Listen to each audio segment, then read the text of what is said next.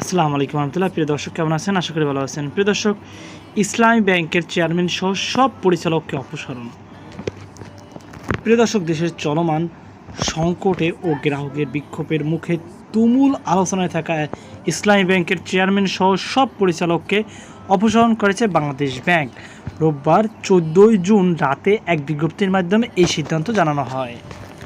Bank আইনে company আইন 1991 এর 45 ও 47-এর 3 ধারায় অর্পিত ক্ষমতা বলে এই পদক্ষেপ নিয়েছে কেন্দ্রীয় ব্যাংক। বিজ্ঞপ্তিতে বলা হয়েছে, আমানতকারীদের স্বার্থ ও জনস্বার্থে ইসলামী ব্যাংকের পরিচালনা পরিষদের চেয়ারম্যান সহ সব পরিচালকের নিয়োগ বাতিল করা হয়েছে। আরও জানানো হয়েছে, পরবর্তী নির্দেশ না দেওয়া পর্যন্ত বাংলাদেশ ব্যাংকের নির্বাহী পরিচালক মোহাম্মদ জহির হোসেন ইসলামী ব্যাংকের পরিচালনা পরিষদের যাবতীয় ক্ষমতা ও দায়িত্ব পালন করবেন। ইসলামী ব্যাংকের সদ্য নিয়োগপ্রাপ্ত চেয়ারম্যান খুরশিদ আলমকে সাবেক ডেপুটি গভর্নর এস আলম গ্রুপের সহযোগী আখ্যা দিয়ে সচেতন গ্রাহক ফোরাম ও সাধারণ গ্রাহকরা বেশ কিছুদিন ধরে বিক্ষোভ ও 7 দফা দাবি জানিয়ে আসছিল। এছাড়া ব্যাংকের পরিষদ নিয়ে অস্থিরতা ও আস্থার সংকটের কারণে ইসলামী ব্যাংকে থেকে গ্রাহকরা মাত্র 5 দিনেই প্রায় 3,500 কোটি টাকা তুলে নেন।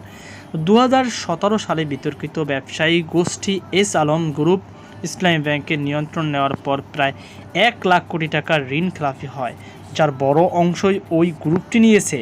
2024 সালে আওয়ামী লীগ সরকারের পতনের পর ব্যাংকটি এস আলম নিয়ন্ত্রণমুক্ত হলেও সম্প্রতি নতুন চেয়ারম্যান নিয়োগের পর থেকে আবারও বিতর্ক শুরু হয়, যা সম্প্রতি আরও মারাত্মক রূপ নিয়েছে। তাই পরিস্থিতি নিয়ন্ত্রণে এবং ইসলামী ব্যাংকের সম্পর্ক গ্রাহকদের আস্থা ফেরাতে কেন্দ্রীয় ব্যাংক সরাসরি ব্যাংকটির পরিচালনার দায়িত্ব নিজেদের তত্ত্বাবধানে নিয়েছেন।